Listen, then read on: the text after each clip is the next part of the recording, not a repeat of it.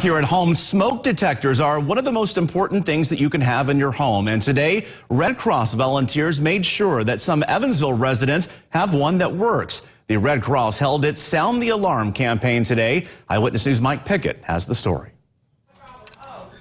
It's small, round, noisy,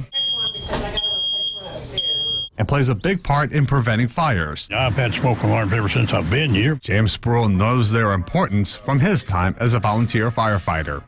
And if they went off, I'd get up and see what was causing them to go off. He was one of dozens of Evansville residents who got new ones put in as part of the Sound the Alarm campaign. Well, the new ones with the 10-year batteries are a good idea. That way you don't have to change them every 6 months or so. Volunteers went door to door to make sure people had working smoke detectors and installed new ones for free.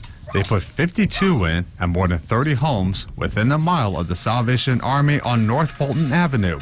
We went in some houses that had just the old brackets up there where they used to have a smoke detector, but the detector was not even there anymore. Other ones that were old and expired needed to be replaced. Southwest Indiana Chapter Board Chair Tim Brower says while many know to replace batteries when daylight saving time changes, many don't know that smoke alarms can wear out after 10 years. As a matter of fact, my home, when I first heard about it as a board member, I've had a 20-year-old home and the smoke detectors were original. I'd been replacing the batteries and it still made noise, but I didn't realize that I could be at risk that it wouldn't actually detect smoke. It's nice that the Red Cross and the other people sponsoring the fire alarms are coming around doing this because there are many of the residents, especially this area, that don't have the smoke alarms in their homes. In Evansville, Mike Pickett, Eyewitness News.